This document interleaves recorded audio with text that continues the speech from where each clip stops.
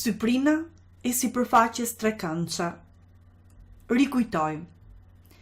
Syprina e sipërfaqes trekëndshme njësohet me formulën bazë herë lartësi për mbi 2, ku si bazë mund të merret çdo njëra prej brinjve të trekëndshit dhe lartësi segmenti pingules së hequr nga kulmi përballë mbi këtë bazë. Rasti i veçantë është sipërfaqja e trekëndshit këndrejt në varësi të kateteve të tij. Syprina e sipërfaqes trekëndshit këndrejt është gjysma e prodhimit të kateteve të tij. Ushtrimet që kemi përzgjedhur janë 2, 3, 5 dhe 6. Fillojmë me ushtrimin 2. Njësoni syprinën e trekëndshit dy brinjishëm nëse gjatësia e bazës së tij është 8 cm, kurse gjatësia e krahut është 5 cm.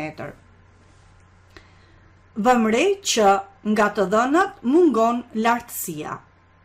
Për të njësuar lartësinë, shqurtojmë një nga trekëndshat e formuar pasi ajo është e ndërtuar. Vëmë re që trekëndshi i ngjyrosur me të verdhë është një trekëndësh këmbëdrejt. Me që trekëndshi i madh është dy brinjishëm, lartësia është pingull me bazën dhe nga ana tjetër kalon në mesin e saj. Për këtë arsye, lartësia e ndan bazën në dy pjesë të barabarta. Segmenti i treguar në figurë është sa gjysma e bazës dhe luan rolin e katetit të këtij trekëndshi. Gjithashtu, në trekëndësh është dhënë dhe hipotenuza 5 njësi. Në bazë të rrjedhimit të teoremës së Pitagorës, njësojmë katetin tjetër. Sipas formulës shkruajmë L-ja në katror është e barabartë me brinjën anësore që po e shnojmë B në katror, në rastin ton është hipotenuza e trekëndshit të ngjyrosur, minus katetin tjetër që po e shënojmë ato dytat e gjitha në katror. L-ja në katror pas zvendësimit do tjetë 5 në katror minus A-ja është 8 për mbi 2, 4 në katror. L-ja në katror e barabartë me 25 minus 16, 9. Vetë L-ja është e barabartë me rrënjën katrore të 9-ës barës me 3 dhe njësia centimetër. Pasi njësuam lartësinë në trekëndshin dy brinjishëm, tani njësojmë syprinën e tij. Syprina është e barabartë me bazë herë lartësi për mbi 2. Kujdes, rolin e bazës e luan segmenti në rastin ton A. Atëherë shënojmë A herë L për mbi 2. Baras. A ne kemi 8 cm, L-ja na doli 3 cm për mbi 2. Duke thjeshtuar 8-ën me 2, 4 herë 3, 12 dhe njësia centimetër katror. Pra, syprina e sipërfaqes trekëndshit dy brinjishëm me të dhënat e ushtrimit e ka vlerën 12 cm katror. Kalojmë tek ushtrimi 3. Në trekëndshin barakrahësh ose dy brinjishëm, gjatësia e bazës A është 30 cm, kurse e lartësisë 20 cm. Gjeni gjatësitë e brinjve, bëhet fjalë për dy brinjet anësore dhe lartësive të tjera të trekëndshit. Fillimisht do njësojmë brinjën anësore. Përsëri, duke përdorur të njëjtën mënyrë si edhe tek ushtrimi 2, duke shënuar me B brinjën anësore, në trekëndësh, si edhe më lart, ajo luan rolin e hipotenuzës. Pra në trekëndshin C, H, B, kemi B-ja në katror e barabartë me rolin e njërit katet e luan lartësia H, atëherë H në katror, plus rolin e katetit tjetër e luan gjysma e bazës, Pra, ato dytat e gjitha në katror. Pas zvendësimeve kemi b-ja në katror e barabartë me h-ja është 20 në katror plus vetaja është 30, përmbi 2, 15 në katror. Njësin do ta vendosim vetëm në fund. B-ja në katror e barabartë me 20 në katror 400 plus 15 në katror 225. B-ja në katror e barabartë me 625. Vetë b-ja do t'jetë rënja katrore e 625, pra 25 cm.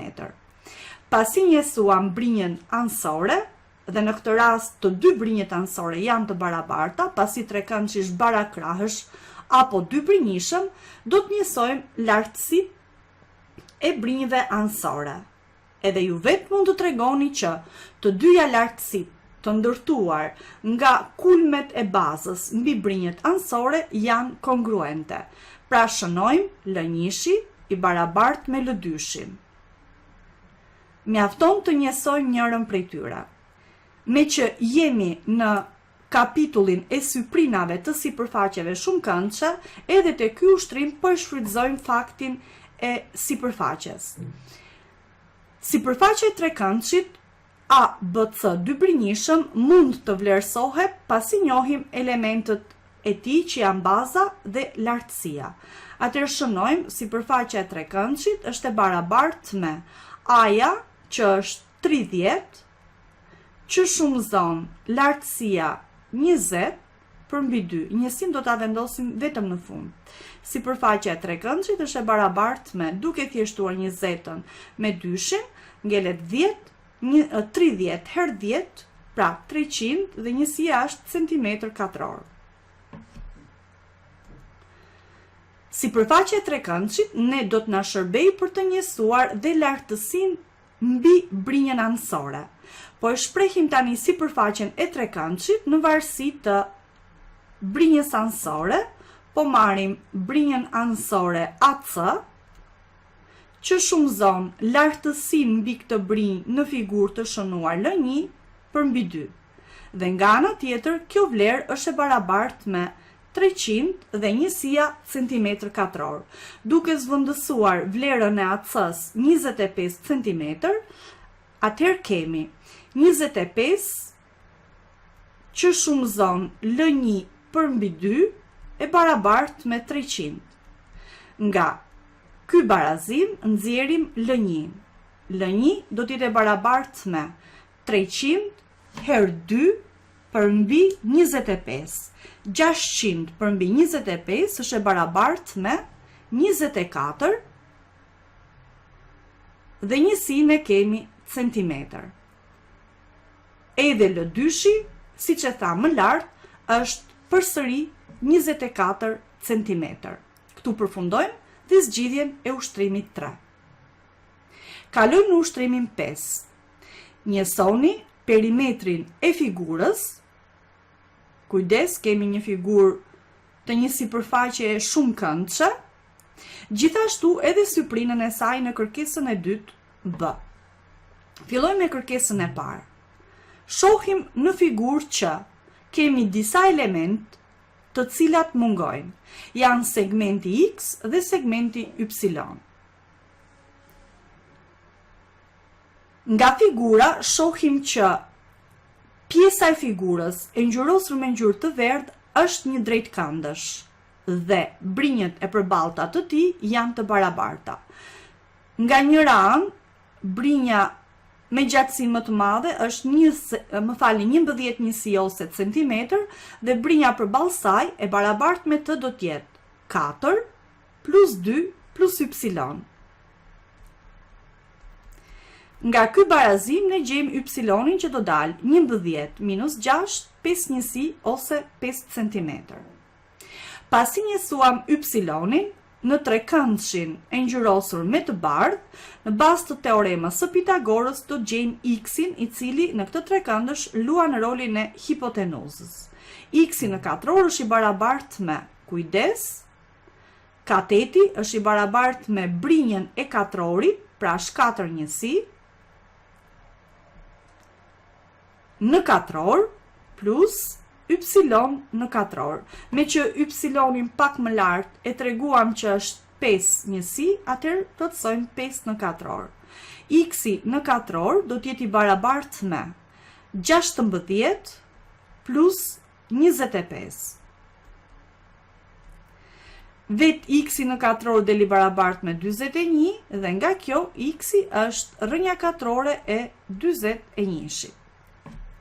Tani vazhdojmë të njësojmë perimetrin dhe më pas sipërfaqen. Dim që vlera e perimetrit gjendet si shuma e gjatësive të gjithë prinjve të tij. Shohim me kujdes shumëkëndshin e përftuar. Fillojmë nga brinja me gjatësi më të madhe që është 11 njësi.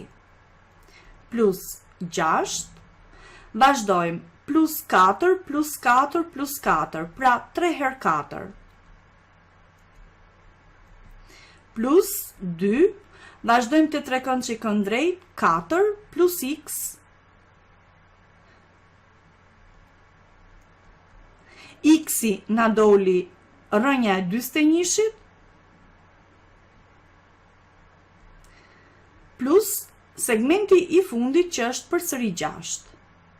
Fillimisht bëjmë shumën e numrave të plot. 11 plus 6, 17.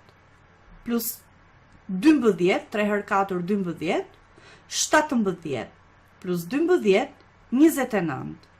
Plus 2, 31. Plus 4, 35.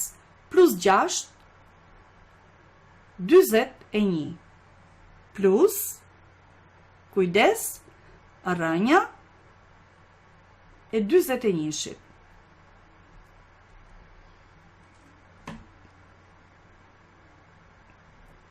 Vazhdojmë me kërkesën e dytë. Po punojmë me një ngjyrë tjetër për dallim, atëherë kërkesa B. Njësohet vlera e syprinës së sipërfaqes së figurës. Vëmë re që syprina e saj është formuar nga shuma e 3 syprinave. Drejtkëndshe, po e shënojmë S1,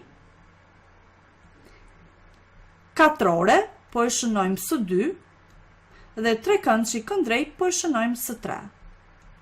Duke zvendësuar tek çdo njëra prej tyre kemi S1-shi, sipërfaqja e drejtkëndshit është prodhimi për masave të tij, 11 herë 6, 66, plus sipërfaqja e katrorit është 4 në katror, 4 në katror, 16, plus, kujdes, trekëndshi këndrejt, prodhimi kateteve për mbi 2. Y-ni na doli 5, atëherë 5 herë 4, 20, për mbi 2, 10. Baras, 66 plus 10, 76, plus 16, 92, dhe njësia është centimetër katror. Kalojmë tani te kushtrimi numër 6. Syprina e sipërfaqes katrore në figurën e më poshtme është një njësi katrore. Sa është syprina e secilës pjesë të sipërfaqes katrore? Duke nënkuptuar që numrat na tregojnë syprinën e sipërfaqes, atëherë thjesht po i shënojmë A, B, C deri në fund L. Çfarë vëmë re? E gjithë njësia katrore është ndarë fillimisht në 4 pjesë të barabarta. Atëherë shënojmë 1/4 formon çdo katror i vogël. 1/4 e. Vëmë re që sipërfaqja A formon gjysmën e 1/4. Atëherë 1/4 herë 1/2 baras 1/8 dhe njësia thjesht njësi katrore. Po e shënojmë tek e para dhe të tjera do i nënkuptojmë pa i shënuar. Për të njëjtën arsye edhe B-ja është e barabartë me A. Kalojmë tek C-ja. Çfarë vëmë re? Vëmë re që 1/4 e gjithë katrorit është ndarë në. Vëmë re, D-ja formon 1/4 e katrorit të vogël, këti me të verdh, dhe C-ja formon 3/4 e tij. Atëherë shënojmë 1/4 herë 3 të katërtat. Pra do dalë 3 të 16. D-ja, si kurse e tregua më lartë, është 1/4 herë, kujdes, formon 1 të katërtën. Është e barabartë me 1/16. Shohim N. E, P, G formojnë të gjitha bashkë 1 të katërtën e njësisë katrore. Po të vëmë re, E dhe F janë të barabarta, ndërsa G-ja është dyfishi i tyre. Pra E-ja është e barabartë me F-n dhe janë 1/4 herë 1/4. Barës përsëri 1/16 njësi katrore. G-ja është dyfishi i tyre. Atëherë shënojmë, G-ja është 2 të 16 ose direkt 1/8 njësi katrore. Kalojmë tek H. 1/4 e kujt? Vëmë re që vetë H-ja formon, po të shohim me kujdes, 1 të katërtën e gjithë katrorit ose 1 të katërtës së katrorit të madh. Atëherë 1/4 e 1/4 barës me 1/16. I-ja dhe J-ja janë të dyja të barabarta dhe janë të dyja sa gjysma e H-s. Atëherë gjysma 1/16 është 1/32. K-ja dhe L-ja janë përsëri të dyja të barabarta dhe po të shohim janë sa dyfishi i J-s ose i I-s. Atëherë shkruajmë K barës me L barës me 1/16. Dhe tek të gjitha e kemi njësi katrore. Këtu përfundojmë dhe ushtrimin 6 dhe të fundit.